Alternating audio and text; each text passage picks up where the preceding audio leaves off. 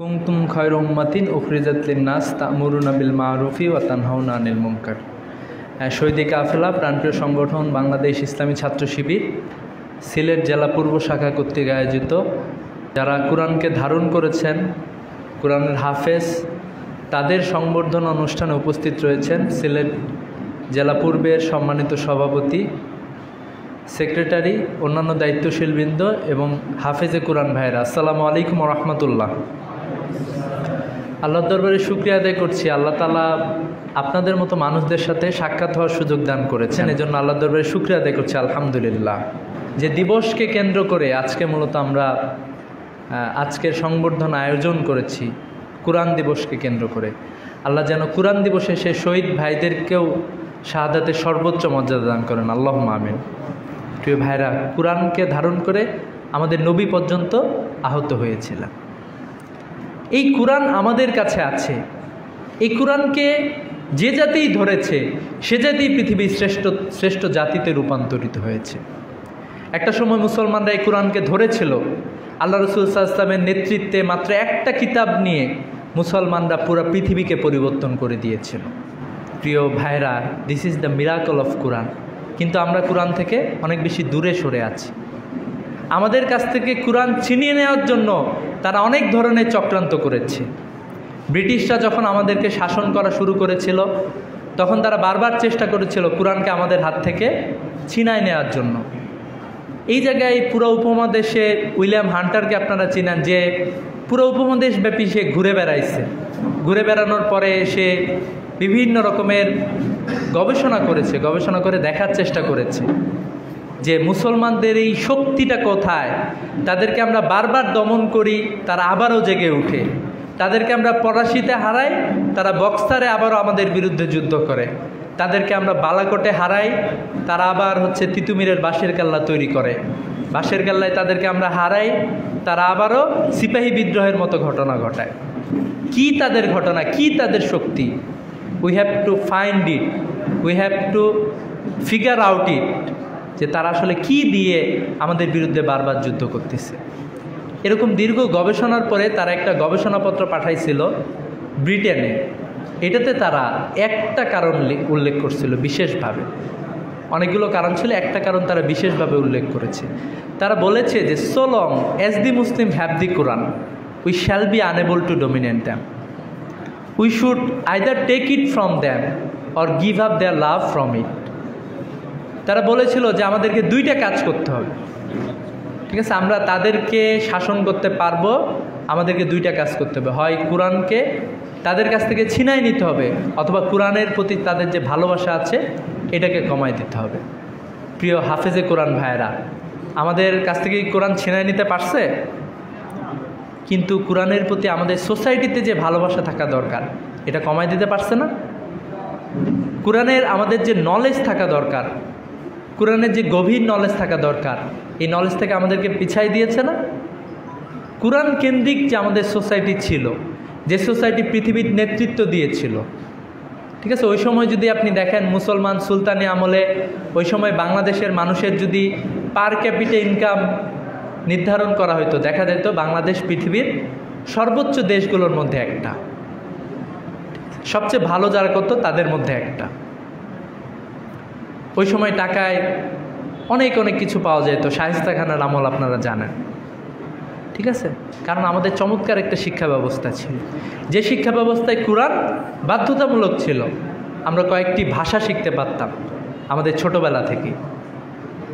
প্রিয় ভাইরা, আমাদের নতুন একটি শিক্ষা ব্যবস্থা প্রণীত হয়েছে, যে শিক্ষা ব্যবস্থার মাধ্যমে ইসলামের যতগুলো নমুনা ছিল আমাদের সোসাইটিতে, যেগুলো আমাদের স্কুল কলেজের ছেলেমেয়েরা শিখতে পারত, সেগুলোকে মুছে ফেলা হয়েছে। আমাদের এখানে কবিতা শুরু হইতো অনন্ত অসীম প্রেমময় তুমি বিচার দিনের স্বামী, এ ধরনের কবিতা দিয়ে। তুলি দুই হাত করি মোনাজাত, এ রহিম রহমান কত সুন্দর করিয়া ধরণী মোদের করেছ দান, এই কবিতাগুলো দিয়ে।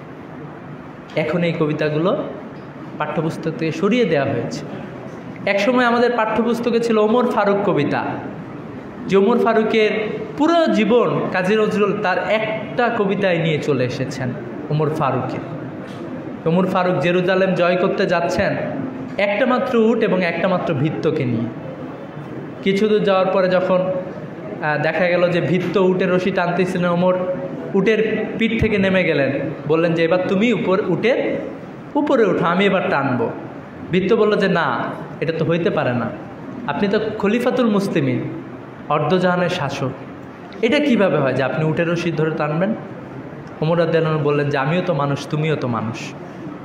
এভাবে পালাক্রমে যখন জেরুজালেমে চলে গিয়েছে, সেই জেরুজালেম, যে জেরুজালেম আজকে ইহুদিরা দখল করে রেখেছে, যে জেরুজালেমে আমাদেরকে রেগুলার রক্ত দিতে হয়, যে জেরুজালেম নিয়ে ষড়যন্ত্র চলতেছে। প্রতিমধ্যে জেরুজালেমের পাদ্রীরা যখন স্বাগত জানানোর জন্য এগিয়ে আসলেন, উটের পিঠ থেকে ভৃত্য বলতেছেন যে আমি তো খলিফা না, খলিফা হলেন উনি, যিনি উটের রশি ধরে টানতেছেন। আমাদের এমন গল্প ছিল যে হযরত মুহাম্মদ সাল্লাল্লাহু আলাইহি ওয়াসাল্লামের গল্প, যে সবাই মিলে করি কাজ, হারিজিতি নাহিলাজ। আল্লাহ রাসূল সাল্লাল্লাহু আলাইহি ওয়াসাল্লাম খন্দকের যুদ্ধে পেটে পাথর বেঁধে পরীক্ষা খনন করতেছিলেন, এ ধরনের গল্পগুলো ছিল। এগুলো আমাদের পাঠ্যপুস্তক থেকে তুলে দেওয়া হয়েছে। প্রিয় ভাইরা, এরকম একটি জায়গায়, এরকম একটি সময়ে আজকে পৃথিবী সমস্যা সংকুল একটি পৃথিবী। এই পৃথিবীর একমাত্র সমাধান দিতে পারে কুরআন, এছাড়া আর কোনো সমাধান নাই।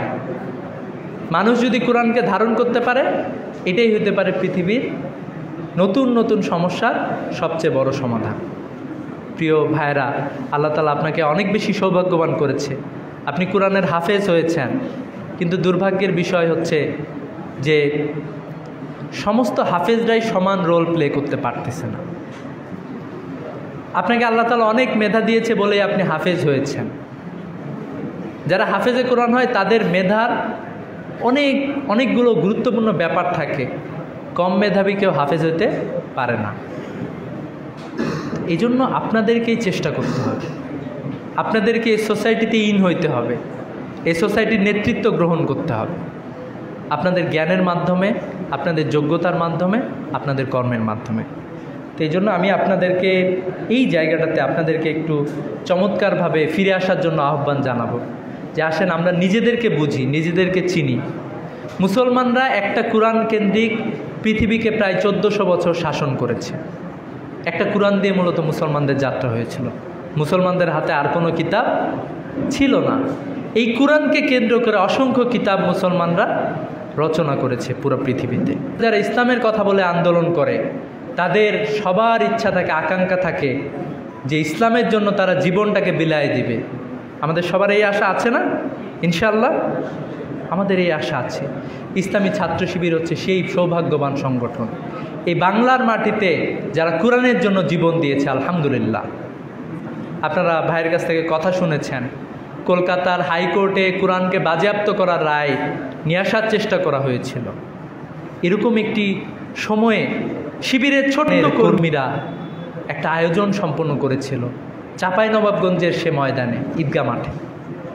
শিবিরের কর্মীরা আহ্বান জানিয়েছিল সাধারণ মানুষদেরকে, চাঁপাইনবাবগঞ্জ পুরা জেলা থেকে মানুষরা যেন পাগলের মতো ছুটে এসেছিল কোরআনের এই আহ্বানে। তারা প্রতিবাদ জানানোর জন্য এসেছিল। এরকম একটি প্রতিবাদ অনুষ্ঠানে তৎকালীন ম্যাজিস্ট্রেট ওয়াহিদুজ্জামান মোল্লা নির্দেশে মূলত গুলি চালানো হয়। তার নির্দেশে পুলিশ গুলি চালিয়েছিল। খুবই অবাক লাগে আমার, আমি এখনও শিউরে উঠি। শিবিরের কর্মীরা, শিবিরের 5 জন কর্মী সেদিন জীবন দিয়েছিল, আরও 3 জন মানুষ শাহাদাত বরণ করেছিল। শহীদ শীষ মোহাম্মদ, তারা গুলি চালিয়েছিল, শহীদ শীষ মোহাম্মদের পিঠে গুলি লাগে নাই, তার বুকে গুলি লেগেছিল। উনি এখান থেকে পালায় যান নাই। শহীদ শীষ মোহাম্মদ এই নজরানা উপস্থাপন করেছিল। আল্লাহ তাআলা আপনাদের সবাইকে কবুল করুক। আজকে শিবির আপনাদেরকে সংবর্ধনা দিয়েছে, কালকে ইনশাআল্লাহ আল্লাহ তাআলা আপনাদেরকে সংবর্ধনা দিক।